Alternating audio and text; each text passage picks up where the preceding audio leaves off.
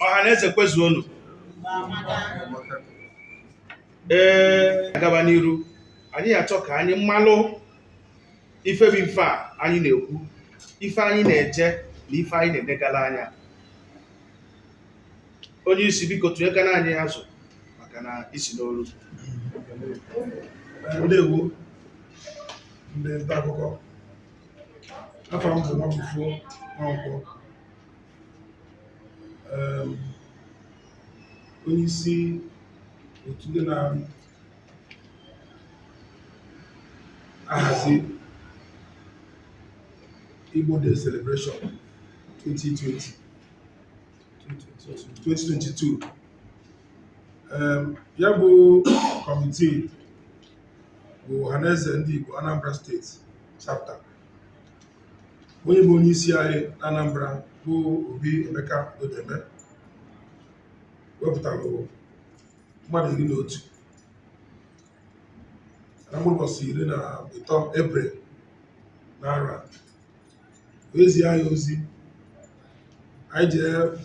kwadobe mana ife ọ ga-abụ ome abalị wee nsọ ya nnukwu ya. Yes. Kọmitii a bụ kọmitii dị mmadụ 11. Anyị na-anya ya afụ ikem na ikem ndị mmadụ, ọ bụrụzi gbazi afa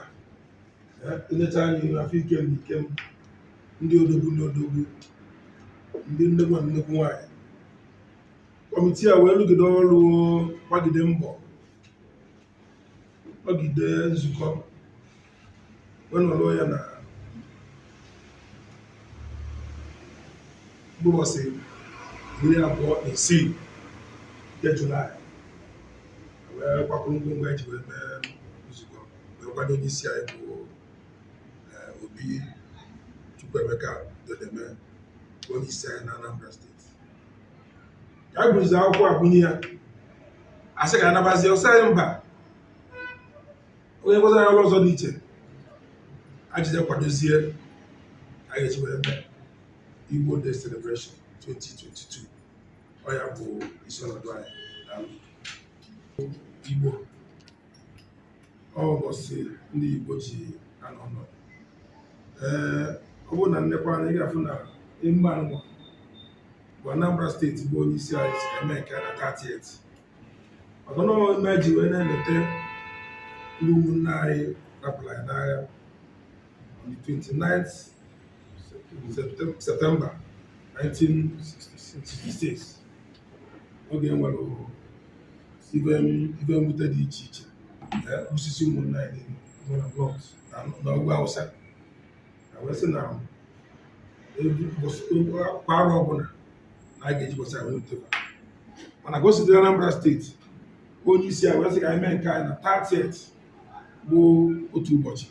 tinye n'ụbọchị 29th, maka na ọdịbendị adọrọ njọ nwegositela anyị na wee sị ka anyị mee nke anyị na 30th. Ife a ga-akwado wee ibe bụ ka anyị wee leta ụmụnne anyị, wee makwuo na anyị bụ Igbo bụ ofu, wee nekwo n'anya n'ife gara aga, malụ ka o si metụta anyị na asị na Arịrị erikazi. Ya bụ isi nke arụ a, Arịrị erika, onye nyere anyị aka wee mara ebe anyị nọ n'oge gara aga, mara ebe anyị nọ ugbu a, malụkwu ebe a na-aga n'ọdụ iru. Chief Nwabufo Nwankwo, onye aka na-achị Anambra Steeti bụ ọkammụta Chukwuma Soludo Chale Nwabufo Odenigbo. Ọ ga-abịa ndị ya na ya da-akpọ mbọ, ma osote ya bụ dọkịta Ibezim, anyị na-atụkwa anya onye nkwupụta okwu n'ụlọ ndị na-emebi iwu a na-akpọ spika, ọ na-abịakwa ụbọchị a. Ndị senators anyị, ndị na-anọchite anya anyị na National Assembly, the 3 senators ha sị na ha na-abịa, ndị House of Reps, ndị niile, the captains of industries. So ihe niile a ka anyị na-atụ anya na ha ga-abịa ka Igbo were ofu onu wee kwuo okwu, kwubie okwu. Anyị na-atụkwa anya ụmụnne anyị ndị pati ha wepụtara, maka na ụnụ ma na stand Ohaneze ka anyị ghara ejere kwubie ebe a. Ụmụnne anyị ewepụtasị na ndọrọ ndọrọ ịbụ onye isi ala nke Naijiria ha ncha niile na-abịa erikakwafa ha ncha na-abịa a sị na ha ga-abịa nọnye ndị Igbo ụbọchị ahụ so na ọ ihe anyị na-atụ anya eme emume nnukwu emume a nke na-ahụ ọnụ bụ na mbọsị ọnwa anyị nọ n'ime bụ Septemba ya dị na mbọsị 30 na ngwụcha ọnwa 30th ebe anyị eme ebu na nnukwute ebe a na-eme mmemme na Anambra State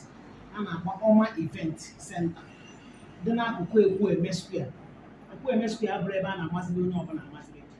ị na-abata ya ife ebe dere ọnwa event ebe a ka nnukwu mmemme a ya do wee mee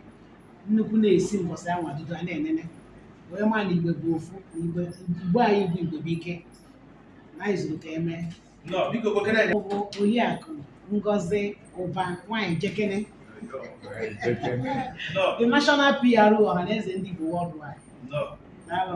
Onye isi nchịkọta ka anyị celebrate ndị Igbo maka na atego etibela anyị n'azụ ọbọchị Igbo rutere ka wee n'ogefe anya anyị nwekwu onye ga-abụ guest speaker na Chris Okoye ọ nnukwute mmadụ ka ọ ga-agagwa anyị ndị Igwe ma gbogirifa anọchi ya so ọ gawa nnukwute emume ka ọ n'ala Igbo so nọọ ka na si Igbo nke ọnwa nkọ asụ ebe bekee onye na-adịba ka nụrụ ka anyị celebrate Igbo-ness. ndị be anyị na-anụgoli ya amanyego anyị akara m eme mana ihe m fụrụ ọtọ m ụtọ o gosi na Igbo ka bụ ihe a kpọrọ anyị ka anyị bụ site na onye isi ha bụ Chief Nwabufo Nwankwo Dikọra na ndị na sekretrị ya bụ Don Jeff na National PRO Women Wing, National Women Leader Women Wing Vice nọkwa ebe a Amaka, ndị steeti officers ma local government chairman ma nnukwu nwanyị Chinwabụ okporo ka ajụ anyị daa ana m ekele ha na-asịzi ndị mmadụ ụbọchị aha bịabanụ ka unu fụ ebe ihe eji were njirimara Igbo niile mmọnwụ ga-agbakwọ a ga-awa ọjị a ga-ekpe ekpere a ga-atụ nzu a ga-eme ihe niile eji mara Igbo a ga-enwe aṅụrị onye isi anyị si ngwa unu na erimeri ya adị a ga-agbakwa egwu onye isi ọrụ ya isi na ha dị nkwadobe ha zuru ezu n'amị ma ama na polisi so onye ọbụla bịaba